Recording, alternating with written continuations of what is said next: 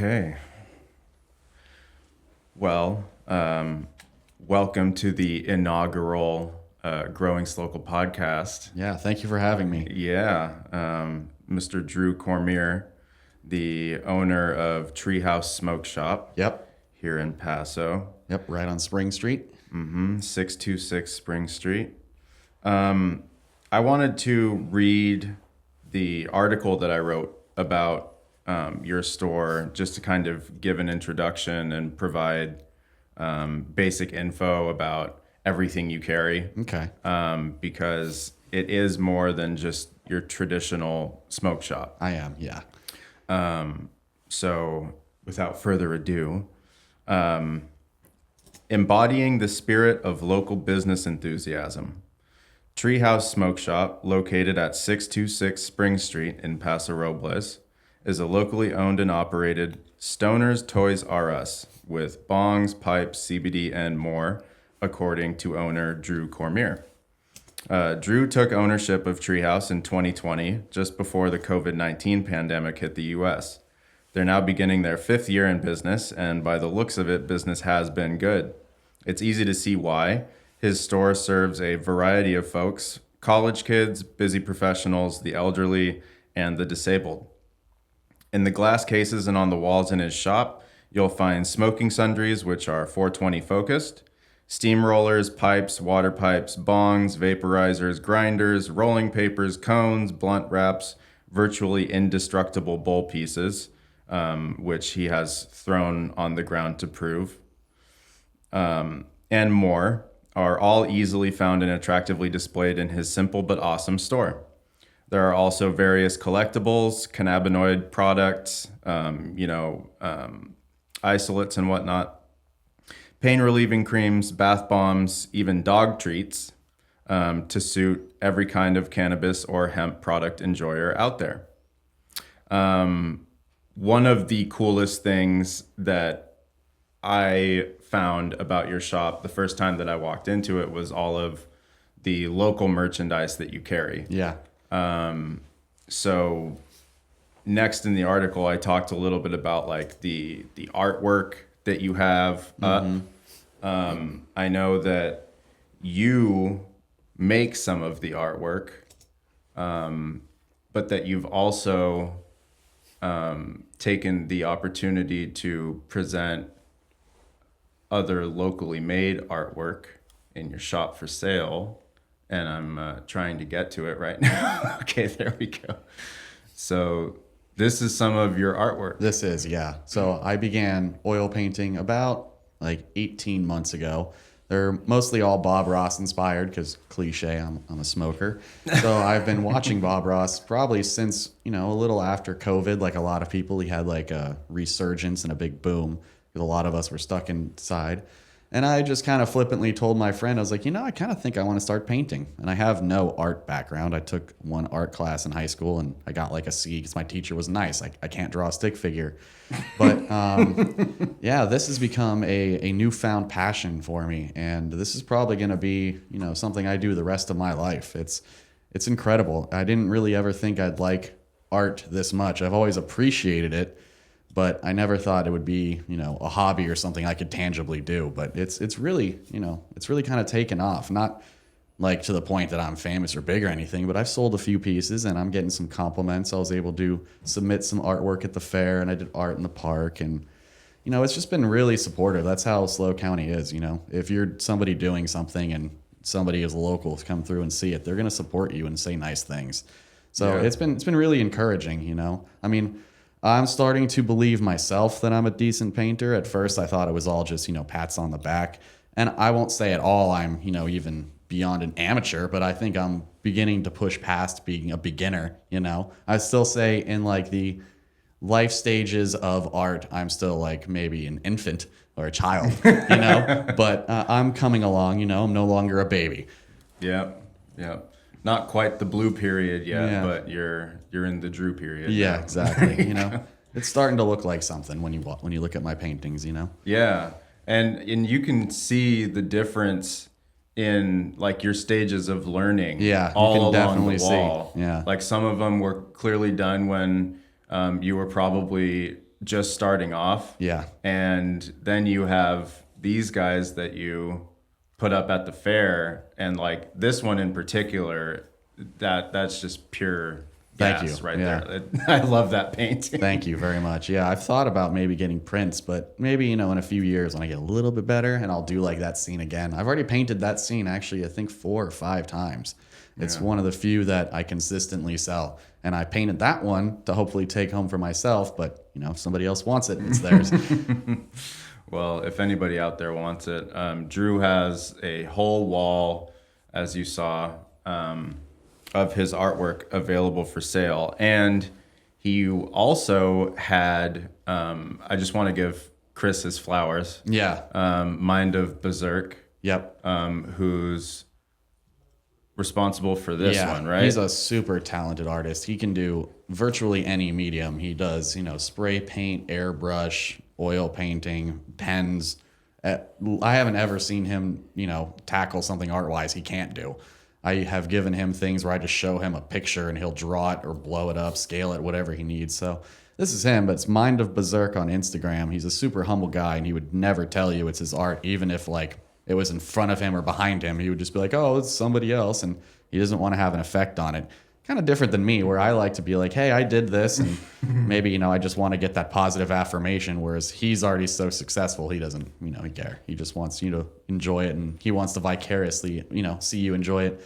But he does stuff like this, and unfortunately, we had to take down his wall recently because, I set up everything for my cannabis delivery service, but he is very, very talented, and I was very lucky to have his art in my shop for 4.5, 5 years. It did really well, and every time people would come in, they would, see something that was crazy because he was all over the place. If you ever saw, you'd have like Monstars, you'd have the Peanuts gang looking high for some reason, or you'd have some kind of something that looks like almost like it was tag, spray art. Yeah, something that was just stickerfied, and then he'd like draw over it, and it would all be really cool, like collages and just stuff I couldn't even conceive because my brain doesn't work like that. And he's like, oh, I just, threw this together. It's no big deal. And I'm like, oh my gosh, this is good. Yeah, you just take a lot of little microcosms of inspiration, and then you just start connecting them, and then it turns into something like a door with eyes on the back of a sweater. Yep. Which I think is really cool, but you hit on it. He makes trippy artwork of already popular figures. Yeah, he will do that. Like the Peanuts gang one. Yeah, the Monstars from Space Jam. If you've ever seen that, he does that. Yep. He did SpongeBob and Patrick. He's done a lot of different things. I'm sad I'm spacing on them, but you'll just show up Rick and Morty. Just be like, oh yeah, I did this, and it'll just be like, what the heck? You just did that overnight? You just looked at a picture and drew that? Like, oh my gosh. Yeah. So your cannabis delivery service. Yeah. You mentioned it. Why'd you decide to start offering that? Well, it just launched too, you guys. So go ahead and check it out if you want. The website is treehouse805smoke.com. And basically, because there aren't, as we all know in North County, there are no brick and mortars. We already have some delivery services, but I'm already a smoke shop that specializes in cannabis. So if you're coming in to see me, you're probably a cannabis user. So it kind of makes sense in that sense to have a cannabis delivery shop. But also, I get just a lot of out of towners, some tourists, people like that, and they're looking for cannabis. And I tell them, well, the nearest one is 25, 30 minutes away. I can hand you a card for a local delivery service, but it's like, are they actually going to go? Are they going to call anybody on the card? So why not just launch it yourself, where when they come in my shop, I can literally get them online. I can do it all with them. I can stand there. They don't have to maybe be on a website by themselves or call somebody and ask. They can have someone right in front of them and be like, hey, so I'm kind of wanting this. Could you help me? I could also help them place the order. You can get it delivered to my shop if you just want to hang out and shop 15, 20 minutes. I've had people place an order and get their delivery in 10 minutes or less. It all depends on how busy you are, but it just made sense. Yeah. It goes hand in hand. And so far, it's been a really good reception. Yeah, it was first you were the tree house without the tree, but now you're the tree house. And you have tree. I always used to say that, or you can make tree available. I used to say that I sell the cars and you're looking for the gas. And now I can sell you. Well, I can get you the gas delivered. You know, I still can't brick and mortar sell. We got you gassed up. That's right. Awesome. Well, I'm really happy that you opened that, because you had told me that a lot of the time you would have people coming in and they would see treehouse and assume that meant that you had tree. But now you can point people in the right direction, or you can make it immediately available to them within a very reasonable amount of time, especially for like out-of-towners who are coming through. They're enjoying the weekend. They just want to pick an implement up and have access to other stuff too. Exactly. Now you can help make, their weekend party if, that's what they were looking for. If it is, because again, that's what I do. My smoke shop is, as you said, we're a Stoner's Toys R Us. We specialize in the cannabis stuff. I don't sell items that would pertain to anything that's not cannabis related. I don't have like piercing stuff or jewelry, and I'm not knocking it, but I don't carry tasers. There's no knives, nothing, and I'm not knocking any of that. But I am just a specialty shop. So if that's what you're looking for, you come here. It's like if you wanted a really nice specific car, you would probably go to that dealership. You wouldn't go to a used car lot. You would go to a place that specializes in that, and that's kind of how I feel too. Any smoke shop, you can go there and you can get, I don't know if we should say bong, but a water pipe or whatever it is you want to call it. But if you come to me, you can specialize. Like, I will actually talk to you. I won't just be like, oh yeah, this is the best one, now give me your money. We'll decide what is best for you. What is your smoking style? Because I don't know how many people have ever been asked that, but I ask people and they'll kind of like take a step back. Like, what do you mean? And it's like, well, there's a difference with how you smoke. If we're talking about water pipes again, is it a straight tube? Is it a beaker? Do you want more filtration? Because again, all these pieces, going back to the car analogy, they're all cars. They're going to get you from A to B. It's what you put in it, what you're smoking. That gas is what's important. So I can give you a ride that's cheap, one that's smooth, one that's really expensive and fancy and pretty, one that does a little bit of everything and it's awesome. But, it's all going to get you from A to B. Just like you can get to work in a Lamborghini or you can get there in a Pinto. One's going to be a way better ride, but either way, you're getting to work. Yeah, that's actually a fantastic way to put it. Yeah. That was really great. Yeah, thanks.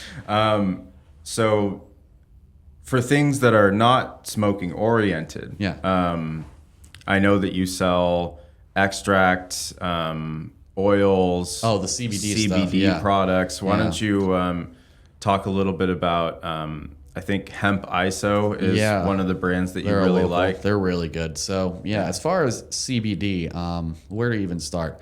With Hemp ISO, he isolates. So when we say CBD, we're being colloquial for 4 cannabinoids. It's just easiest to say CBD and not, confuse people with all the different ones. But there's CBD, CBG, CBN, and CBC.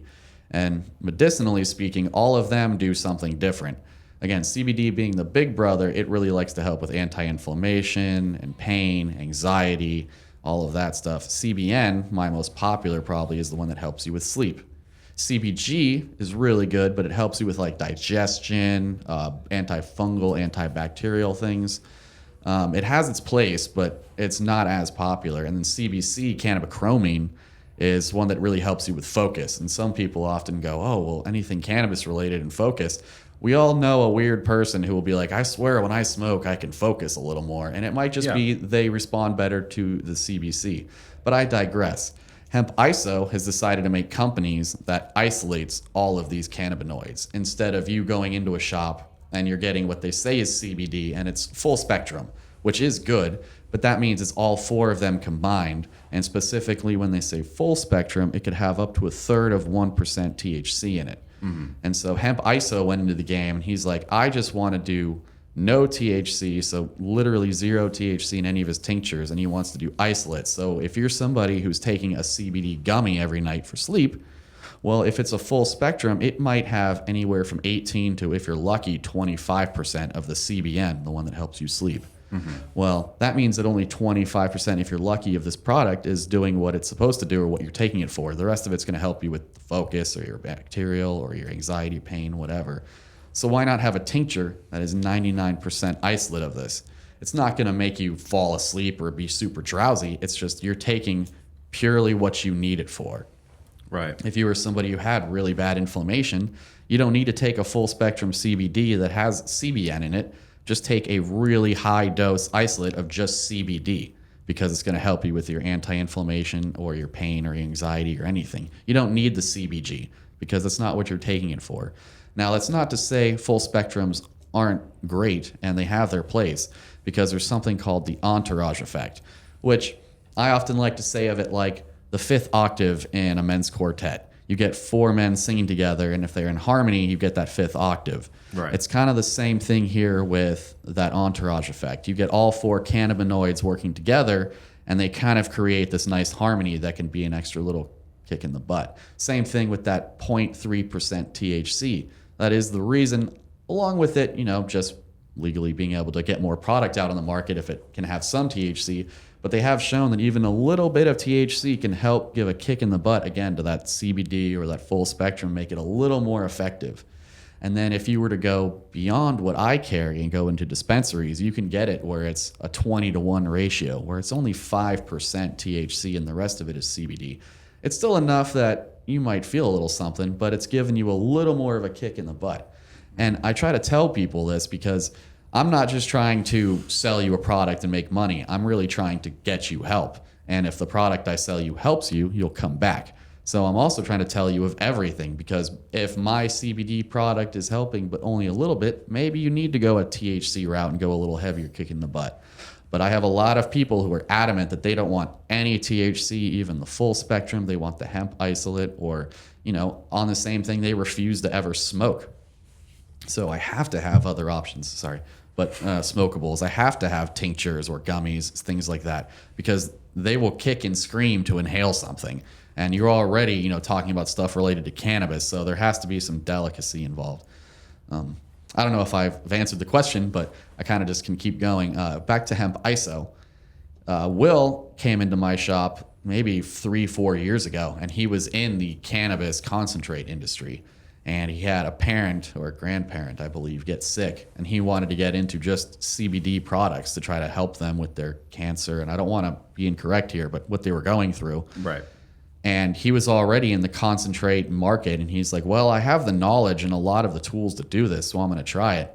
And he started it really small, and now he's in, I think he's in 10, 12 states, and he's blowing up on the East Coast. He's moved his factory out to Colorado, but he started right in Lemoore. Wow. And he was coming to see me, every week and just check in, talk to me. He called me last week too.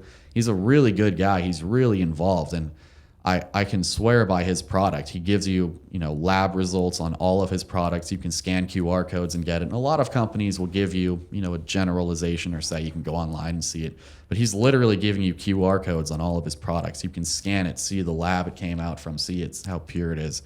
It's really good. Some very specific products that you can get at dispensaries, on the labels, they'll actually have the specific cannabinoid breakdown of how it tested, right? So that you always know exactly what you're taking. Yeah, and it's kind of cool to see the cannabis industry look at the different components, the different biochemical components of hemp or the cannabis product, as potentially legitimate medical remedies for things, and look at it like a pharmaceutical almost.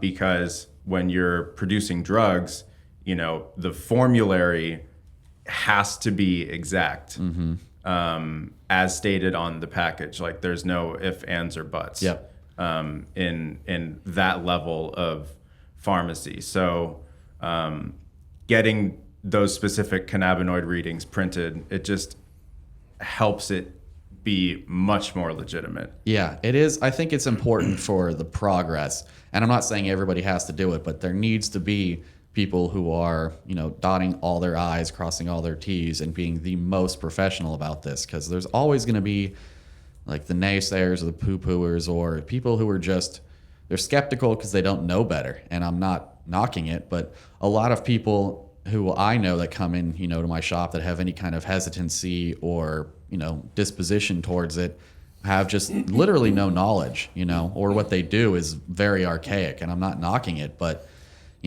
some people just need a little education or a little calming to show that, like, yeah, I know that there is the whole cannabis industry, and you can think of a cliche stoner and all that stuff, but right.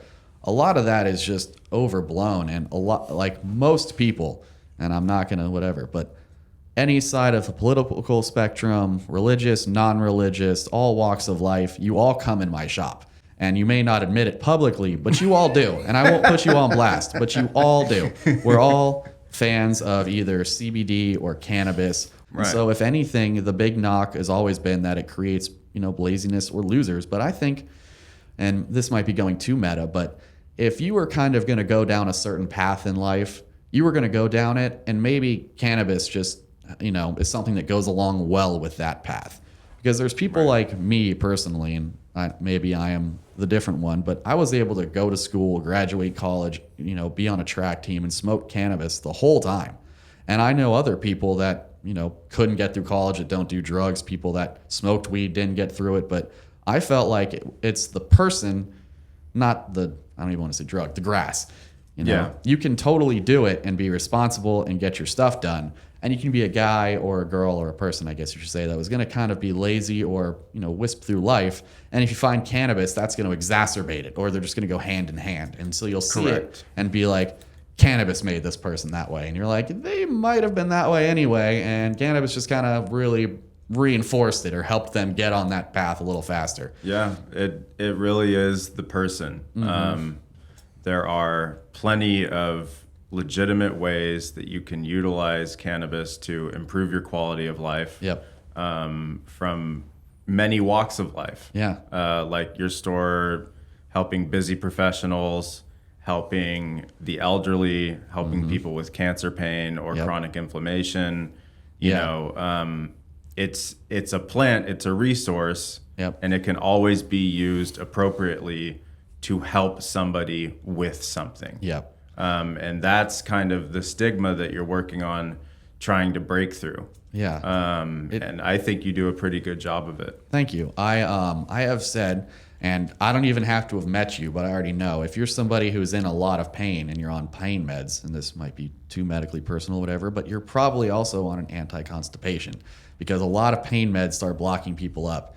And I can't tell you how many people I have had that'll be, middle to older in life, not trying to be disrespectful anything, and they will come in and be so happy because either CBD or a low THC, CBD infused gummy, or a tincture or something has gotten them off their pain meds, which has gotten them off their anti-constipation meds. And so they're not only has their pharmaceutical bill dropped, but their quality of life has drastically improved. Yep. Because they're just doing a CBD product for their chronic pain instead of taking 2-3 pain meds, and it's causing them all these issues. Yep. Or you're having trouble sleeping again, and you don't realize you're on melatonin, and you're getting a melatonin dependency, just like any man who goes to the gym all the time taking testosterone doesn't cycle it, and you start getting a testosterone imbalance. If you're taking melatonin every night, your brain's going to stop naturally producing it. Correct. Your body's going to say, well, you're giving it to me, I don't need to make it. And sooner than later, you're not sleeping well anymore. Yep. Like, Ambien is an amazing drug if you're going on a long flight, you have a stressful night, you just need to crash. But if you're using it every night, eventually it's going to stop working because your body's going to build up a resistance to it. Yep. So if you can take a CBD product, you're going to be way better off. And I know some people might be like, oh, won't it have that same effect? It does not. Your CBN, CBD receptors is a totally different thing than your brain making chemicals that are naturally making you sleep. Your brain receptors are reacting to a chemical it is receiving. This is a much better thing. And you can still, again, then start making your melatonin naturally and sleeping better. It's not just something I say once or twice a week. I say this almost daily when people come in and they start talking about CBD products, because I eventually will get to CBN and sleep. Most people have issues with sleep. Now, sometimes it's because you are in pain or you have anxiety, and so we really need to address the pain or anxiety before the sleep. But most people have sleep issues, and so this is like one of those, I would guess, say speeches that I give almost too often. is I'm talking to you, you have problems with sleep, and you're on some type of sleep medication, or you're even already on a CBD, but it has melatonin in it. And I'm like, whoa, you gotta get off that. Just get to like a pure CBN, or, don't do it all the time. It's a great thing, melatonin, Ambien, all that, but you don't want to do it all the time if you're trying to sleep every night. You definitely don't want to use Ambien chronically. Right. Shout outs to Eminem, but he used to take 3 naps just to be able to function throughout the day, an Ambien each nap, 3 Valium each nap. Yeah, it's not good. If you're taking that much Ambien, I mean, it's a tranquilizer, and it's an extremely powerful dissociative. So you don't want to mess with that. And there are naturally occurring, I don't want to say substances, because that word just it has a connotation about it, but there are naturally occurring remedies for a lot of the issues that you face every single day, and you don't have to always rely upon these other well-developed, heavily marketed remedies for some of those problems. Yeah, and it's not to say, again, ZQuil doesn't work, because it does. That's why it exists, but it shouldn't be used excessively or constantly. And I know this might be kind of a joke, but there are a lot of problems where you could just say, hey, man, if you took 1 puff of this, you'd be taking a nap because you don't smoke. In like 5 minutes, you're going to be asleep because you're going to be high. Yep. We'll give you a strong indica, and in 1 puff, you'll be down. Other people are like, well, I can't get through the day, and I just whatever. It's like, well, we'll give you 1 puff of sativa. You're going to be outside mowing the lawn, whistling a song. Like, I promise. Whistling Dixie. Yeah. Speaking of smoking, Inex. Yeah. Right? Yes. Or Inex. NX. There you go. Inex. Why don't you tell me about your time with Andante, the Inex guy? Yeah, so he came into my shop, I'd say right about when I took ownership, maybe the first 6-7 months. And he came in literally in a windowless, dented van, like sketchy looking van. And he was like, hey, man, so I'm a local glass blower, and I'm kind of starting my business. You want to check it out? And I looked at some of his pieces, and as you can see here, they're unique. It's hard to explain. They are still just bongs or, dab rigs, whatever, even some bubblers. But he has such cool creations and designs, and they're not your average piece, and maybe not going to be my best smoking. They're still really good smoking, but not the best of the best. But these things will have, like you can see here, these are mushrooms that are UV reactive. They glow in the dark. I've had colored pencils, flowers. He'll make rigs that are like ungodly tall and thick, like 9mm glass, and they're dual barrels. And it's just like, why would somebody need this? And then I'll buy it, and someone will come in and see it and go, I have to have I need this. Yeah, and he's totally right every time. Yeah. He created this snowball bubbler, and it literally just looks like a little snowball you can keep in your fridge. I have one. And the perk is forward facing. So even though it's this little thing and you hit it right here, the water makes it roll off the front of the ball, and you never suck water, no matter how hard you rip it. And it's just this little tiny thing. And it's such a cool idea. And that's just what he does all the time. I only have one more. I would almost said I sold out. I still have one more. It's a travel bong. It has a lid on the top of it that screws and unscrews, and on the downstem where the bowl piece goes. And you can pull out the downstem in the bowl and store it in the top of the neck. It'll hold water, so you can even see a video I have on my Instagram. You can turn it upside down. It holds water, so you get no spill, no smell. It's thick glass, and you can take it with you somewhere. It's a travel piece, which maybe, people could see pros or cons of that. But for someone who wants it, it exists, and he made it. For sure. He has the Munchie Bowl. I don't know if you took a picture of that one, but I know you've seen it. Picture. It's a Munchie Bowl, but it is also a bong. So you put water in it, you smoke in it, and then the top part of it, there's literally a glass bowl. And you could put like goldfish in it, or popcorn, eat a bowl of cereal. I don't know what you'd want to do. Have your nugs in it, but it's crazy. Yeah. Well, it's really cool how people just starting out, it's like that's how you met me too, because I just walked into your store and said, hey, I'm starting a movement on the Central Coast to try to get more people out into local businesses. Kind of like the dollar and a dream aspect of things. This guy rolls up in one of those vans. and soon enough starts producing like some of the best glassware out there. He's got a warehouse in LA now. He's got shirts, hoodies. He sent me some hoodies. He's got a whole crew of employees. He comes in a big old box truck now. He's made it relatively. He's moved on up. I'm really proud of him. And that's what we love here, is encouraging people to follow their passions and showing them that there is a way to get into the market as long as you believe in what you're doing and you produce a very good product. Yep.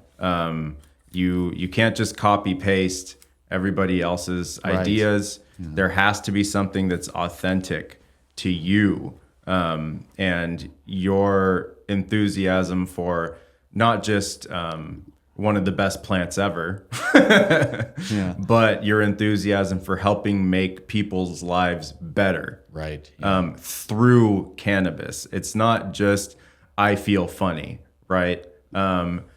There is I feel funny. Yeah. That is part of it. But let's look at the legitimate value of this and help make people's lives better. Mm-hmm. And that's what medicine is supposed to be about. Right. These reefer bags, the crushed velvet bags, this is local too. He is. He's a Paso Roblean. I've been carrying him for maybe two and a half years now. And they're pretty cool. These bags, actually, they can all combine or attach to each other, because you could look at these and be like, well, that's not really long enough for most bongs. True. But you could take the biggest bag and connect it with any of the other bags. So you just unzip this little half moon at the end, and then you unzip the other one on the other end, and you can combine them. So you can get multicolor and multi-sizes. And what's really cool is that those two end pieces you unscrewed, they screw together, and then you get one of these hamburger shapes. So you actually get another bag. When you buy two, you'll combine the one, and then you'll get like a little carrier pouch out of them. You could put a little pipe in, or your stash, your lighter, whatever. So it's a genius idea. It's not like you're like, oh, well, I'm buying two bags, combining them, and you're throwing these pieces out. No, those two pieces will come together. The whole thing's usable. It's all usable. Yeah, that's really cool. Yep. How much do these tend to go for? Well, since it's crushed velvet and it's a local guy and he's a smaller business, they're not the cheapest, but they are really nice again. So I think you get them for, I think they start at $20 and they go up to $35, $38 for the big ones. That's honestly not bad. I guess it's not too bad, No. I always feel like, I'm sorry, I gotta, charge people money. That's probably the one downfall about me as a businessman, is in some ways I always feel bad about the prices of things, even though the price is what it is and it has to be. It's like, I'm sorry, man. I wish I could just give you all of this for free. Yeah. I really do. Like, again, I'm a laid back stoner. I wish I could, do better. Yep. I was really impressed by those the first time I saw them, and I think it's really great that it wound up being another local business that you're supporting through your shop. Yep. Your shop is a window of exposure for a lot of people doing really groovy things that might just not have their foot in the door into the market. Like these stickers, are they, I can't remember, are they done by somebody also? Some of these are from I guess now we call it Northern Californians, from like Sacramento. And his name is Ryan McCullough. And he does a lot of these like animals, and like they're being, I don't know, goofy things like in a bag or in a jar, or there's the shark coming out of the cereal bowl and stuff like that. I don't think I have a lot of these. Like this guy, he's a famous artist. I believe this is Rob Israel. And so we'll have guys like him who do really trippy, psychedelic, sort almost of a little psychedelic horror-looking art. Yeah, horror-ish. We've had like the Garbage Pail Kids, if you remember those from a kid. We've had those kinds of stickers, but the sticker station does really well because it's always got new stuff coming in or going out. Yeah, I was flipping through it yesterday, and the one that struck me the most, it was an octopus inside of a pint glass that was a Bloody Mary. Yes, but like instead of the tomato sauce, it's this red octopus, and like the oh my god, the garnishes or whatever. No, the tentacles. and their suction cups, that's what I was trying to say. Their suction cups kind of look like bubbles going up in the drink. Oh, nice. And yeah, I just thought that looked really cool. Yep. So I love these stickers too. And yesterday when I came by to talk to you, I noticed that there were a couple customers flipping through this book for like 10 minutes. Mm-hmm. Did they wind up buying a bunch of stickers? They did. They bought a bunch of the 50-cent and $1 ones, but this binder with all the specialty ones, it gets a ton of eyeballs. And yeah, so cool. yeah, and I think the one you saw, that is actually a Ryan McCullough one. I believe so. He's probably my favorite sticker artist right now. But I like how he gets so surreal with animals or creatures, and or like the mermaid. There's like this mermaid, and all he did was chop up her tail, and in the segments of the tail, it's sushi. It's sushi, yeah. It's sushi. And then you're like, it's not gruesome. It's cool as heck. She's also holding up a seahorse. Like a seahorse is right here, and the seahorse is also sushi. Yeah, and you're just like, where and how? But this is cool. Yeah, I don't know why this is here, but I like it. Yeah, I'll buy that, sir. Yeah. So you sell UV reactive smokeware too. Yep, that's glow in the dark or UV reactive. Mm-hmm. I have a few bigger pieces like bongs and bubblers and all that, dab rigs, but they don't fit in this case. But I sell quite a bit of this. If you're in your 20s, this is definitely your kind of a piece. Also, I won't be disparaging. I will say, maybe some people in their 30s too, but it's one of those, if you're going out to the beach, you're going camping or something like that, that's typically what I hear is people want their piece they can glow and find. Or if you're in your darkroom phase. That's true.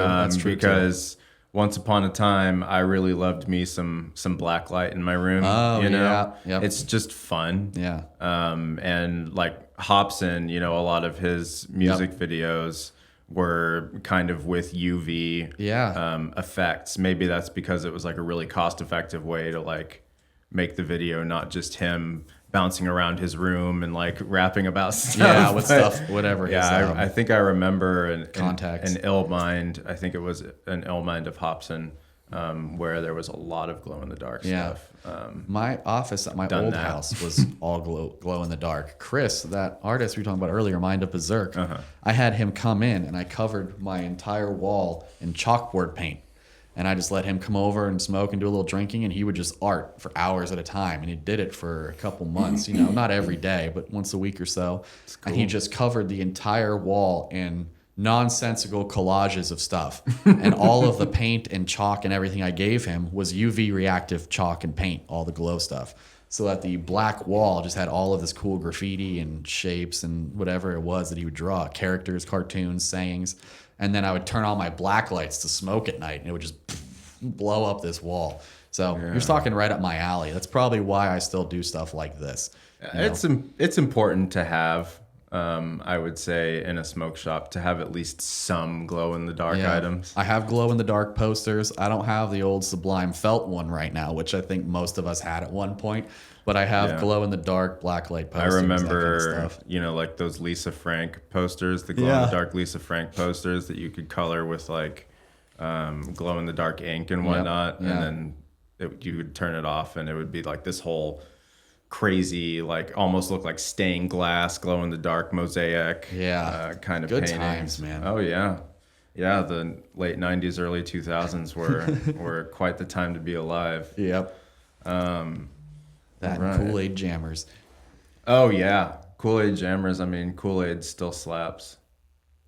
Let's see. I'm trying to see if there are any pictures that we haven't talked about yet. Well, I think we've covered a good amount. Yeah. We haven't... That is all the pictures. Oh, okay. Cool. Yeah. I don't know if we've spoken about dab rigs, but we don't really need to do that. That's in general glass conversation. I could talk about the physics of smoking. It's the rant I often give to people. But if we're running low on time, then... We're actually still good on time for... I have you guys until 11, and then I gotta go do something else shortly after. Okay. So make 10 more minutes. Probably another 5 minutes. So I would say for the last 5 minutes, I want you to talk about how you would like to see Treehouse keep growing. Okay. Where you want to take the shop, because I walked into your shop back in May, a scruffy looking guy with $1 and a dream. And now what I'm doing is a lot farther along. It's the same thing with you. You open this shop. It isn't today how you opened it back then. No. Where are you looking to evolve?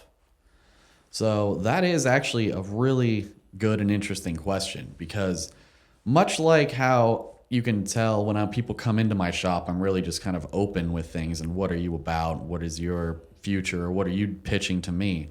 Right. I really try to keep it open. I have an idea of what I want the shop to be, but I'm not somebody who is like, I am dead set, I'm going to make the shop be this.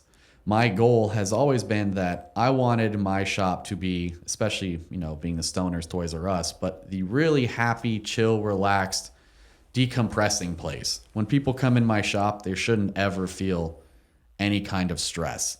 Even if you're coming in to make a purchase, you shouldn't feel like you're getting rooked or getting ripped off. I don't want you to feel like anybody's ever pressuring you. So, and I guess the future of my shop might just be the same thing, but growth. If I could get so big that maybe I'd have to move into a bigger building, being able to carry more of the same products. Because I really feel like I am dialing in what I want to be as far as identity and what I want to carry. It's just going to what's going to dictate that will be the future, the market, like what products look like, because even 5-6 years ago, the smoking utilities and tools I carried don't even really exist anymore. E-nails. I mean, 5-6 years ago, an e-nail for dab rigging was the most common popular thing. And I had to carry e-nail boxes and all these things. And now there's no reason to. I still have nails for e-nails, like the little things you put on them. For a couple years, nobody uses them anymore. It's just old archaic technology. So in the cannabis world, and it happens all the time. Someone will come in, I say kids, but a 21, 22-year-old comes in my shop and they're like, did you see this new thing? Do you have this new? And I'm like, no, I kind of need you guys to tell me half the time. What did you see on TikTok or Instagram that's the new cool smoking thing, that until I get a magazine or an email for someone telling me this is the new product, I need you to come in and tell me, and I'll progress myself that way. Yeah. So I know it's not exactly the answer you may have been hoping for, but my future is really just to keep perfecting what I'm doing.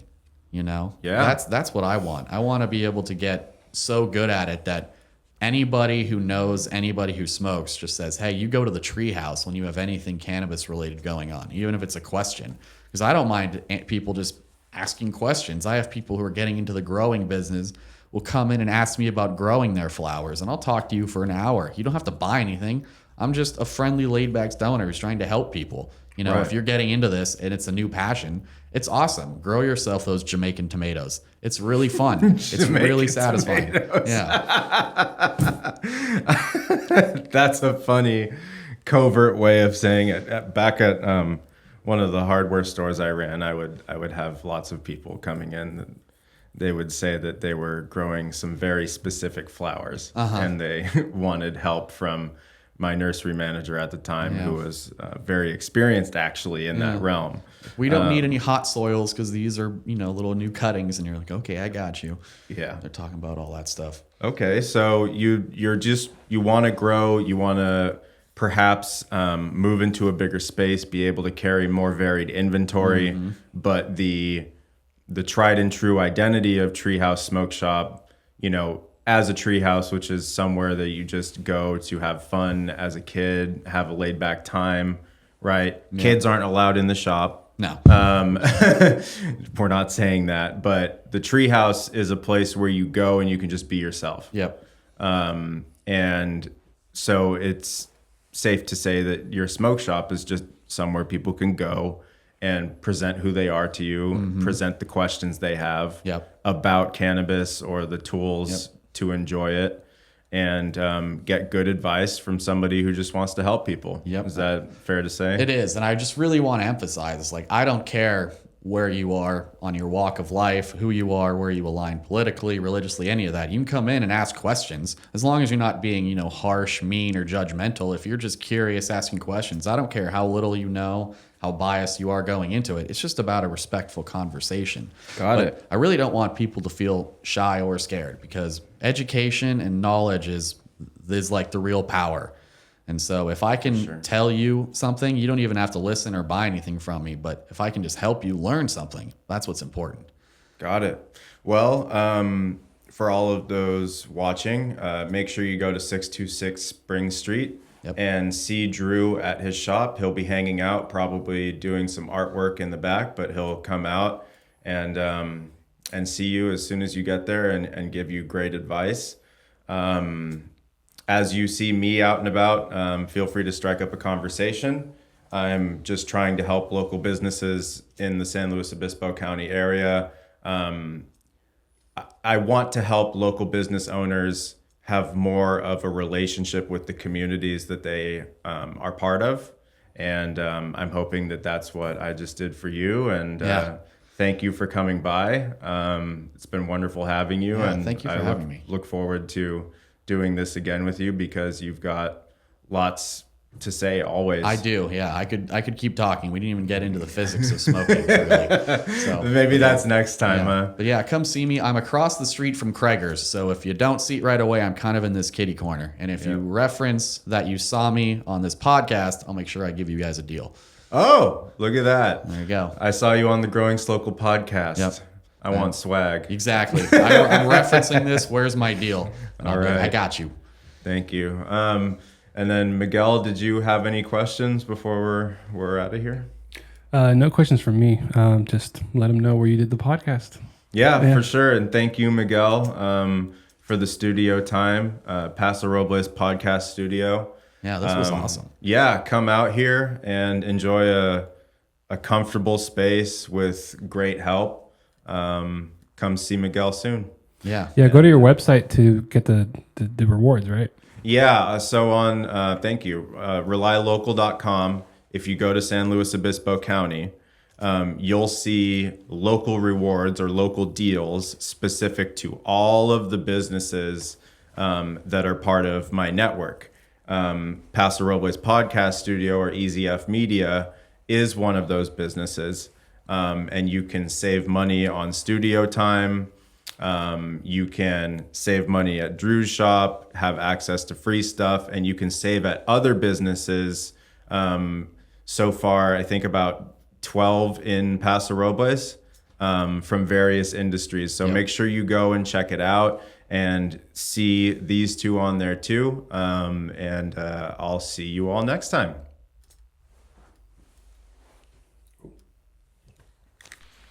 Cool. Thank you for listening to episode 1. Be sure to subscribe and tune in next Friday for episode 2. As always, rely local.